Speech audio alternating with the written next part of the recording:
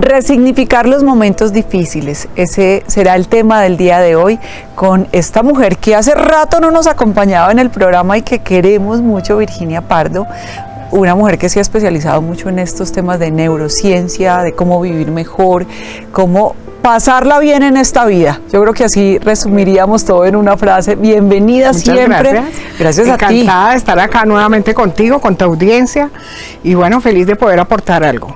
Momentos difíciles tenemos todos en la vida. Lo importante es la actitud que tenemos frente a esos momentos difíciles, pero no siempre tenemos la información. Sí. Así que tuvimos un momento doloroso en nuestra vida, un momento difícil y seguimos cargando con eso. ¿Qué hacer para bajarnos ese peso de encima? Bueno, por eso es importante resignificar. Resignificar significa, perdón la redundancia, pero significa cambiarle la interpretación. ¿Sí? Porque lógicamente no hay duda que vivimos un evento difícil o que estamos en una crisis o que hemos tenido una pérdida, o sea, momentos muy difíciles que tenemos todos de distinta índole, de salud, de distinta índole. Pero ¿qué pasa? Cuando nosotros vivimos esos momentos difíciles, la forma en que interpretamos ese evento es lo que hace que nosotros podamos darle otro significado a ese evento y poder avanzar más fácilmente, más rápido. Con dolor, sí, lógicamente, pero poder darle otro sentido, otro significado, y al resignificar ese evento, toda la cadena, digamos, de emociones, de acciones, de resultados que se deriva de todo eso, pues también son diferentes. Aquí entra a jugar un papel muy importante, obviamente, el cerebro, y el cerebro es literal, él se cree todo lo que le dices. Okay. Y las experiencias pasadas las tienes grabadas allí. A esas experiencias pasadas puedes darle otro significado, haciendo de cuenta que lo que pasó es diferente, o cómo se hace este trabajo, Virginia. Tú puedes resignificar tanto los momentos difíciles que estás viviendo en este momento, como también momentos muy dolorosos que viviste en el pasado.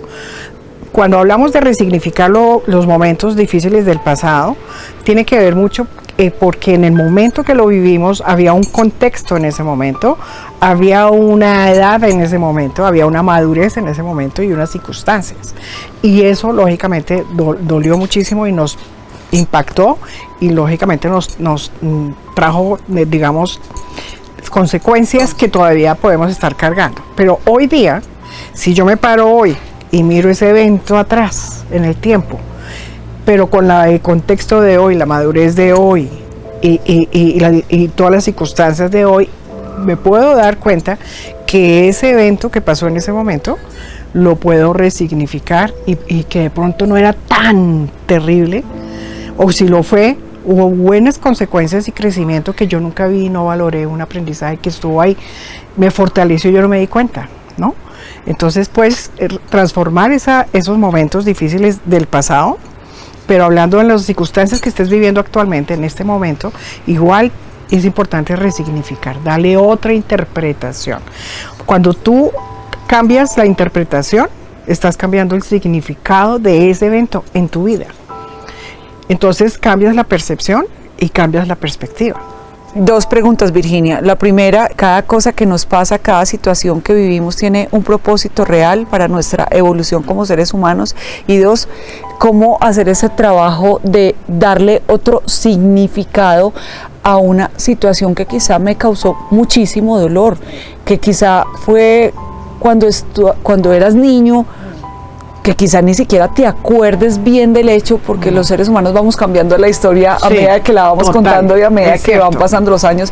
Entonces, ¿cómo hacer? Doble pregunta. Entonces, la primera, ¿cómo poder nosotros resignificar esos momentos difíciles? Por más de que haya sido algo muy traumático, ¿cierto? No se trata, digamos, de tomarlo a la ligera, ¿no? Se trata de profundizarlo de forma que lo que yo saque de aquello sea productivo. Yo no considero que lo que a ti te pasa en la vida son como cosas intencionales que me trae el destino o Dios, o hay personas que sienten que es un castigo. No, yo la verdad creo que simplemente pasan por decisiones voluntarias, involuntarias, cosas que no dependen de nosotros, que nos llegan, eventos que nos llegan que no dependen de nosotros, pero que lo que sí depende de nosotros es cómo yo lo voy a enfrentar, cómo yo ese evento lo voy a interpretar en mi vida, qué significado le voy a dar, cómo lo vuelvo productivo, cómo eso que me está pasando tan doloroso y tan difícil lo puedo volver una oportunidad. Eso suena como cliché, ¿no? Volver una oportunidad, pero es verdad. Entonces tú puedes quedarte en la autocompasión y preguntándote, haciéndote preguntas que no son las adecuadas. Por ejemplo, ¿por qué a mí? ¿No? Y cuando tú te quedas en el por qué a mí, te quedas ahí en un hueco, hundida, con la tristeza, con la autocompasión, haciéndote preguntas que nunca van a tener una respuesta, porque esa pregunta nadie te la va a contestar. ¿Por qué me pasó esto a mí? Nadie te la va a contestar. Pero lo que sí tiene una respuesta es ¿qué puedo hacer yo con esto? Esa es la pregunta indicada. Por eso ahí es importante qué preguntas, digamos que dentro de esto de resignificar hay varios pasos.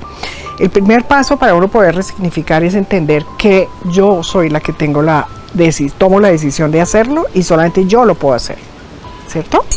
El segundo paso, después de tú estar consciente que es tu decisión, entonces lo que tú haces ahí es la interpretación. ¿Cómo puedo cambiar esta interpretación? ¿Cómo puedo darle otro significado? El hecho ocurrió como ocurrió. Yo le doy el otro significado según qué. Puedo ponerte mi ejemplo. Y me parece rico compartirlo aquí por primera vez contigo. Digamos, con el tema de la complicación mía de caminar, ya llegó un momento, hasta hace 5 meses, 4 meses, que yo ya no podía pararme ni siquiera para ir al baño. Todo el tiempo estaba ya totalmente dependiente. El umbral del dolor, que uno cree que tiene un umbral del dolor, y el mío es bien alto, pero me di cuenta que el umbral del dolor se corre, porque eso es como si te corrieran la cuerdita, y entonces tú aguantas más, resistes más. Entonces el umbral del dolor realmente para mí no tiene límites, eso de verdad se va corriendo, y eso era algo que me estaba pasando, ya había traspasado eso. Esos límites. Un límite, ya había cancelado muchos proyectos, pensando en que nunca iba a poder volver a estar de pie, y iba a poder caminar. Sí afectaba emocionalmente, lógica, porque pues era lógico, porque toda la vida independiente, empresaria, todo lo que tú quieras, y de pronto dependiendo hasta para ir al baño. Entonces muy doloroso, muy difícil, y llegó el momento en que ya con el médico hablamos, listo, vamos a hacer una cirugía. Entonces el momento que dijimos vamos a hacer cirugía, que yo tomé la decisión porque yo quería evitar a toda costa entrar a una clínica y tener una cirugía. Para mí eso, mucho temor a entrar uno a una clínica y no saber uno si sale, si qué pasa. Bueno, y entonces cuando se tomó la decisión, ok, se cuadró la fecha y todo, pero a partir de ese momento empecé una programación mental de cómo yo me quería ver, qué era lo que yo quería ver después de la cirugía. Estabas visualizando a la Virginia que podía caminar. Viéndome caminando, feliz, segura, tranquila, y visualicé una recuperación rápida. O sea, una cosa es lo que dicen los médicos, yo decía, bueno, una cosa es lo que los médicos dicen, pero otra cosa es lo que yo voy a hacer. Y entonces yo visualizaba una recuperación muy rápida. Y de hecho eso pues sorprendió mucho a los médicos. Lógicamente que un buen médico, un buen cirujano es clave, pero la parte más importante de cualquier enfermedad es cómo tú te ayudas para recuperarte.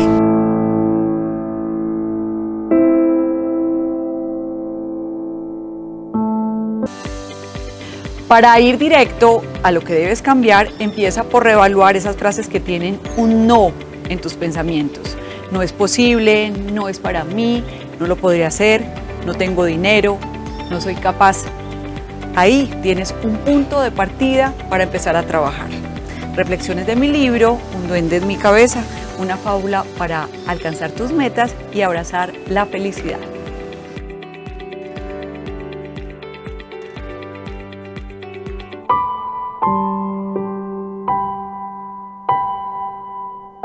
Hablemos entonces de la visualización. ¿Cómo haces para visualizar de manera correcta sin que entren todos tus saboteadores? Porque tú te imaginas en un estado o un sueño que quieres hacer realidad, una meta a la que quieres llegar, y tu saboteador empieza a hacer de las suyas. Enséñanos técnicas de verdad que sirvan para hacer una visualización correcta del futuro que quiero. Ahí es donde entra lo que es la autogestión, el autocontrol. Esas voces saboteadoras que tú llamas es lo que llamamos el diálogo interno. Es ese voz que tú siempre tienes ahí que te está diciendo, generalmente no te está diciendo nada bueno, ¿no? Siempre te está como saboteando. Entonces ahí es donde tú dices, bueno, tú te preguntas, ¿quién maneja a quién? Entonces tú tienes la potestad de tú conscientemente, porque ahí es donde entra precisamente el éxito de todos los procesos conscientes. Entonces tú conscientemente estás cambiando ese tipo de pensamientos. El pensamiento que predominante es importante, digamos, identificarlo. ¿Cuál es el pensamiento predominante cuál era el pensamiento predominante cuando yo estaba tan enferma y tan mal? Va a ser muy difícil, yo nunca voy a poderme parar, yo no voy a poder hacer esto. Muy triste porque todas las circunstancias me mostraban que ya no iba a poder y yo decía, no, ¿cómo así? Llena de ilusiones, llena de sueños, llena de proyectos que se habían metido en una cajita. ¿Sí? Entonces, ¿pero qué pasó? Cuando ya yo tomé, fíjate lo que es la determinación, cuando yo tomé la decisión y le dije al médico, me opero, entonces en ese momento yo ya empecé a trabajar en mi recuperación. Tú tienes una situación, decides o derrotarte o decir ya no tengo más escapatoria y me tocó sufrir, o voy a visualizar o voy a imaginarme un futuro mejor y al menos esas imágenes mentales me van a ayudar. Es que tú tomas el poder de cambiarlo, tú tienes el poder de cambiarlo, ¿sí? Entonces la actitud con que yo enfrento eso es mi decisión, es tu decisión. Entonces por eso es que es tan importante que cada cual comprenda que es su responsabilidad tomar decisiones correctas, hacerse las preguntas adecuadas. Como por ejemplo, la pregunta adecuada es ¿cómo me quiero ver? ¿Sí? ¿Cómo me quiero ver? Y imaginarte ya, yo me imaginaba viéndome caminando, viéndome más activa, dinámica con mis sueños, con mis proyectos y viajando. Entonces es visualizándome haciendo todo lo que yo quería hacer, lo que yo dejé de hacer. Y es, primero que todo, que tú te visualices, tengas la imagen de verte así. ¿Cómo me veo yo? Me veo feliz, me veo llena de proyectos, me veo agradecida con Dios y con la vida. Es como una segunda oportunidad. Pero eso no se hubiera dado si mi actitud hubiera seguido siendo la de autocompasión. ¿Por qué yo estaba en ese punto? Porque ya el dolor y las circunstancias me llevaron a un límite que ya yo sinceramente pensaba que no iba a poder pasar de ahí por más manejo mental y neurociencia que tengo. Pero gracias a Dios ese conocimiento también le di la vuelta, porque es que ahí es donde está la cosa. ¿En qué momento tú resignificas lo que te está pasando? ¿Qué fue lo que yo hice? Porque yo voy a cambiar esto. ¿Qué es lo que yo quiero? Yo quiero verme como yo quiero estar, de sana, de bien, y quiero intervenir en mi recuperación absoluta y rápida. ¿Cómo intervengo en eso? Son decisiones. Entonces la pregunta, ¿qué tengo que hacer para poder recuperarme así de rápido? Pues, primero que todo, el dolor, cambiar la percepción del dolor. Ya el dolor que yo sentía, entonces para mí es un dolor constructivo. Ese dolor te está ayudando a la recuperación. Exactamente. Ya lo ves con otros ojos, el observador. Resignifiqué el dolor. Entonces el dolor después de yo, pobrecita yo con ese dolor tan, ¿no? Ahora el dolor es constructivo. Pasaste de la víctima, de hacerte la víctima, a ser la responsable de lo que te estaba pasando o de cómo asumías mejor lo que estaba pasando. Sí, digamos que no hacerme la víctima porque era una víctima del dolor y de lo que estaba pasando, pero dejaste de verte con el tomar la decisión exactamente de esto no es lo que, de hecho eso fue lo que yo dije, esto no es lo que yo no quiero para mi vida. No más y no más. Entonces, ¿qué tengo que hacer? Ok, la cirugía, vamos a hablar con el cirujano, las posibilidades de cirugía y las posibilidades de los riesgos y todo que tenía yo, etcétera. Y una vez que tomé la decisión, le di la vuelta totalmente. Entonces todo estaba orientado a mi recuperación. Nosotros tenemos una mente muy poderosa y se nos dio también la parte de la imaginación, la creatividad. Entonces, la imaginación, pocas personas entienden que el poder de la imaginación transforma tu vida. porque tú visualizas lo que tú quieres, nomás en esa forma tu cerebro ya está empezando a trabajar con esa imagen que tú estás colocándole ahí permanentemente, porque no es una vez, es un trabajo de programación, de reprogramación, ¿sí? Entonces, ¿qué acompaña a esa programación? La fe y la confianza en que lo vas a lograr. Confiar en tu potencial y en tu capacidad y en tu compromiso para hacer lo que tengas que hacer y resistir lo que tengas que resistir. Y cambiar la percepción, me está doliendo el dolor, esto, que toca hacer esto, que hay que... Todo va orientado a la recuperación. Estás enfocada en algo y entonces empiezan a surgir todas las acciones, estrategias, todo lo habido y por haber para que tu recuperación sea óptima. ¿Cómo haces para acompañar esa visualización de la emoción, de que eso lo sientas como si estuviera pasando? ¿Lo has dicho? Que es uno de los secretos. Sí, exactamente, lo has dicho muy bien. Es que lo que mueve es la emoción. Entonces, no se trata, digamos, de que yo tenga un pensamiento falso o una visualización falsa, sino que yo visualice eso de una forma productiva. Entonces, yo estoy viendo la imagen que yo quiero, pero la estoy acompañando de la emoción de vivir el momento. Entonces, yo... Bien.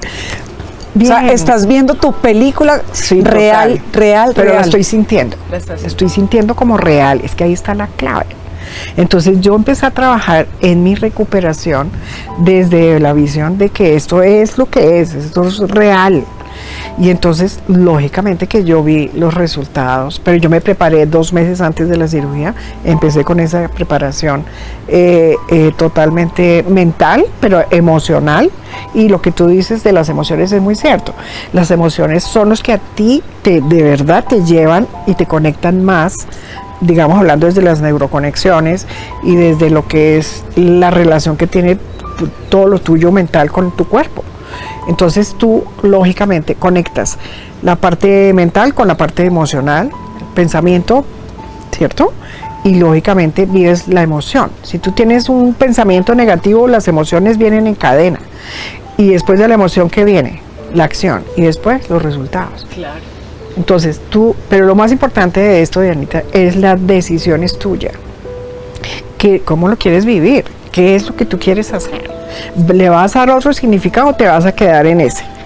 Entonces, si le vas a dar otro significado, entonces cambia la interpretación, cambia el significado. Lógicamente, si cambias eso, cambian las emociones, ¿sí? Entonces, también, hacerte las preguntas adecuadas. Eso es muy importante. Muy importante.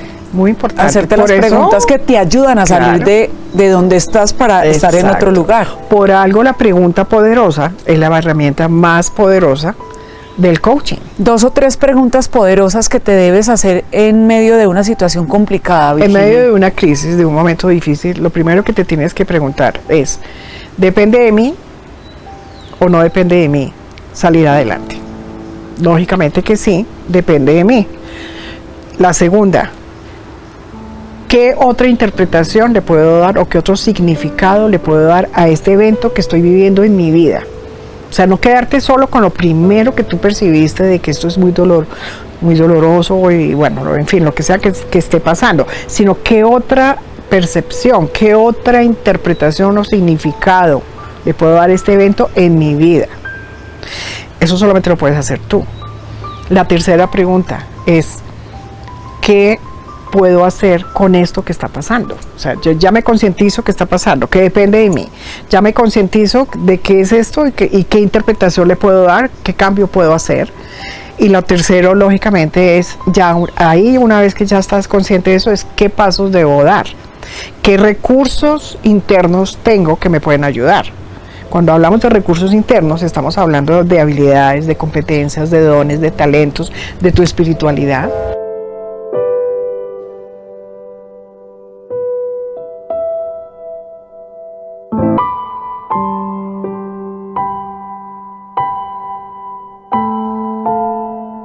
Los ejemplos que citamos y sobre todo las vivencias personales son muy importantes porque las personas que están aquí conectadas con el programa se pueden identificar. Entonces te pido que en el caso tuyo, ¿qué es eso que sacaste como dones o talentos que te podían servir en esa situación? Bueno, en mi caso, lo primero, la disciplina.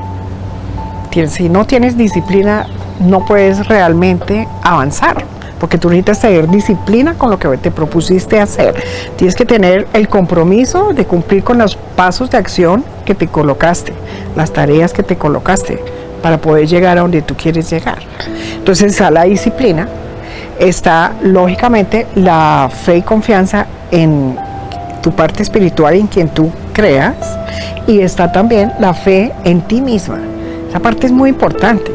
Yo confío en mi capacidad, yo sé lo que yo soy capaz, yo sé que yo lo puedo lograr, no puedo dudar de mí, depende de mí. Entonces yo no puedo soltarle eso a otra persona, como que se lo suelto a otro y mire a ver si usted lo soluciona. No, depende de mí. Entonces, confiar en mi capacidad para hacerlo. Entonces está la disciplina, está lógicamente la fe en quien tú creas espiritualmente. Esa fe sostiene mucho. Uy, sí. Para mí eso me ayuda muchísimo, siempre ha sido para mí el pilar, la fe porque la fe te da esperanza. Y si tú tienes esperanza, entonces tú haces lo que tengas que hacer para lograrlo. Pero cuando tú tienes esa fe, que es lo que yo llamo fe con poder, es esa fe que no tiene duda que lo vas a lograr. Y eso fue lo que yo desarrollé. Entonces la certeza que lo voy a hacer, la certeza de que voy a caminar, la certeza de que me voy a recuperar rápido. Entonces eso, la fe es muy importante. Luego, lógicamente, pasar a la acción. ¿Qué pasos son los que tengo que hacer? ¿Sí? Entonces, esa parte también es planificación, es otro recurso interno tuyo, que es planificar. ¿Cómo voy a lograr hacer esto? ¿Cuáles pasos tengo que colocar? ¿Qué tareas tengo que hacer ahí? ¿Qué otros recursos internos? Por ejemplo, entonces está la gratitud. Tú ser agradecido con lo que tienes a pesar de lo que estás sintiendo y de lo que estás viviendo. Si uno es agradecido con lo que tiene, incluso la enfermedad, incluso lo que uno tiene es gracias por esto, pero lo vamos a superar. Y sobre todo que todo tiene un aprendizaje, que tú me lo habías preguntado, tiene un propósito. El propósito que hay detrás de eso es si yo encuentro y entiendo que hay un aprendizaje detrás de cada uno de esos desafíos que tenemos. Así es. Porque cuando tú tienes un desafío y lo superas, pero no aprendiste nada, ¿no? Pues eso fue perdido. Es que lo importante es que cuando tenga un desafío, aprenda de ese desafío. Sería, ok, ¿cuál es el aprendizaje de esto? ¿Esto qué me aporta a mi vida? ¿Cómo me contribuye a mi crecimiento? Y cómo esta experiencia mía también me puede permitir a mí ayudar a otros. Virginia, muchísimas gracias por acompañarnos y me alegro mucho que ya estés muy bien. Muchas gracias, aquí disfrutándolo y compartiendo esta bendición con todos. Tan bella, siempre bienvenida a tu casa. Un beso para todos. Gracias por estar y recuerden que ser feliz es una decisión.